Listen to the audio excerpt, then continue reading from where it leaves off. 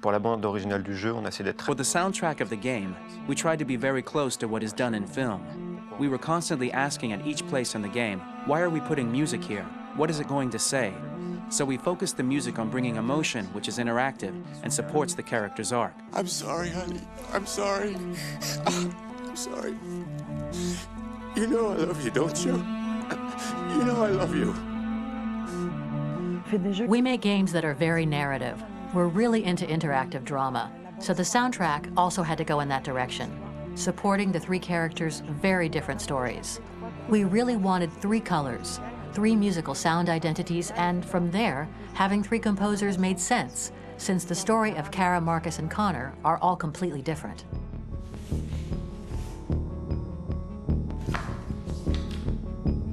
You recognize him? It's Carlos Ortiz. For Connor, we wanted a soundtrack that could be very cold and very mechanical, very machine-esque somehow. For Kara, we wanted a soundtrack that would be very moving and emotional. It was about the quest for identity, but it was also a journey about love and empathy. And for Marcus, we wanted something epic, something that would really represent the grand aspect of his quest. And we were very fortunate to find three incredibly talented composers, and working with them has been a dream, honestly.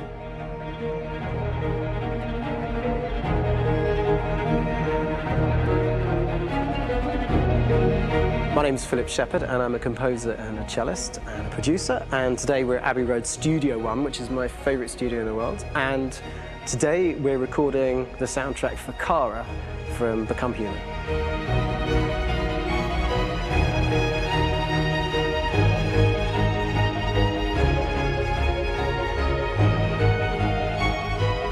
So when I compose a big project, I often travel just to kind of get out, and get some fresh air and some inspiration.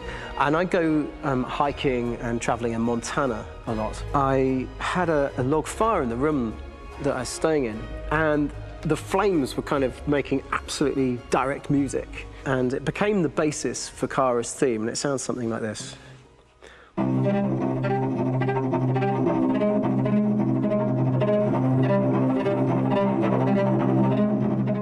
Now, over the top of that, I found a little theme that just seemed to fit over the top, which is taking Kara's name, Kara, and just using like a two-syllable motif, and it sounds like this. We're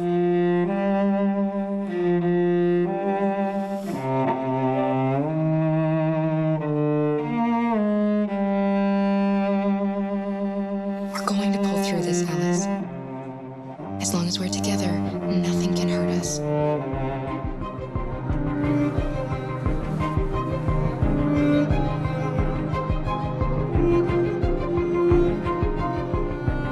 And all the time that's fitting over.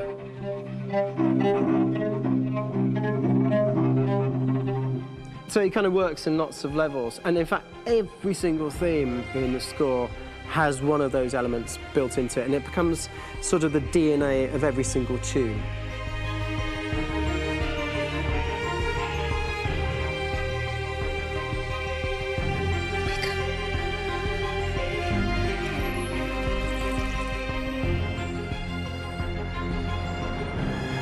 For me, writing this theme for Kara, I actually had to tap into what it feels like to be a father to daughters. I really had to tap into everything I feel about my daughters and thinking, well, if I had to write music for them and that sense of trying to protect them but also give them the freedom, that's totally where it came from. Because each composer has been given the sort of narrative responsibility for very different characters, I haven't had to sort of go into other styles. I can actually be very loyal to this particular character and sort of hopefully encapsulate her. But it means also I've suddenly become very connected to this character. And if for some reason it goes to game over early, I'm going to be mortified, you know? They're over there! Starting a new project, for me personally, it's always finding the right tone, finding the right color, I like to call it. For me, it's finding that right texture that actually sits against picture really well. One of the biggest things is I created custom instruments for Connor.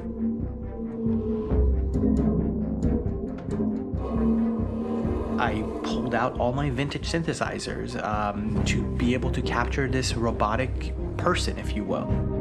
My approach to all of these custom instruments is that I hear the sound in my head. And either I could just come into the piano and just be like, all right, so I'm gonna just get on the computer and just create it. I rather be able to play these instruments physically. Oh, that's nice. You can do that.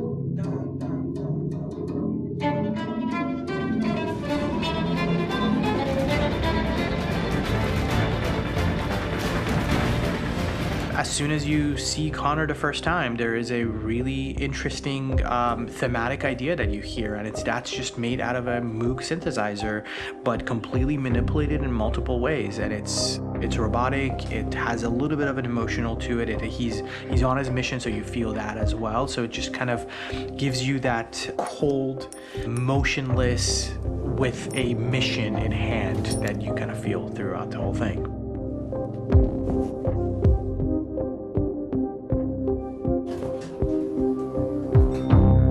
Because the music evolved, one of the things that I was very weary and I was very kind of focused on was the way that the music has to evolve. So my idea behind it was that Connor is a singular android that could at any point become a deviant or could actually stay as an android. So I created a more or less an Connor theme, and then I was able to just manipulate it in different aspects of it. Is everything okay, Lieutenant? Chris was on patrol last night. He was attacked by a bunch of deviants. I'm a human being writing for a robot, and throughout Connor's journey, he meets someone, he meets a partner. So how do you deal with a robot feeling? And I've met a partner that I'm gonna work with, or all of a sudden he sees a dead body. Does this robot have an imagination? Does this robot have a feeling? And if yes, how do you translate that into non-emotional music? So it basically at any point I was just like, I can't do this, and then I just do it. Property was damaged and fires continue to rage in several major districts across the city. Some people are asking, have androids become a threat to our security?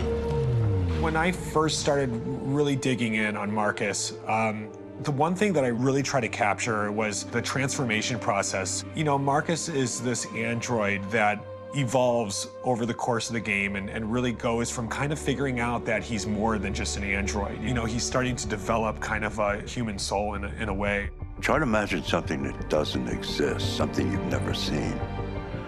Now concentrate on how it makes you feel and let your hand drift across the canvas. The other side of Marcus that I really latched onto was that he almost became a savior for a lot of the other androids in the game. So when I started developing the theme for Marcus, I really made it like a church hymn.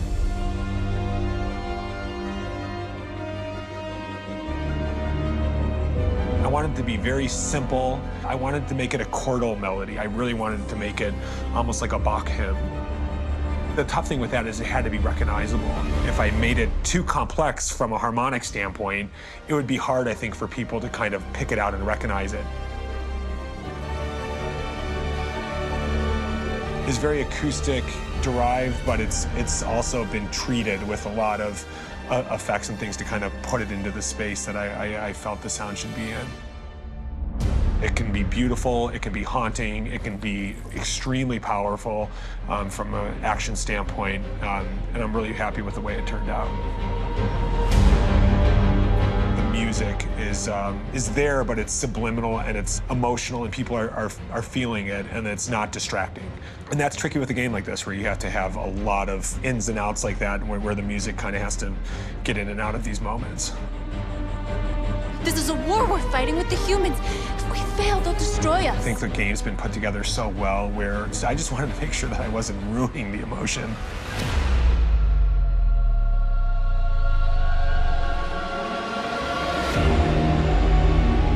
I gotta be honest, when we first started on this path, I said, oh man, this could be pretty messy, you know? I mean, it could feel disconnected and But I mean, it's amazing how they really guided us and got us to really kind of all be in the same world, but at the same time feeling completely different. So it's really going to stand out and kind of be one of those games where people are really going to notice the music and kind of how it was crafted, and and all the hard work that went into being able to pull it off in a graceful way.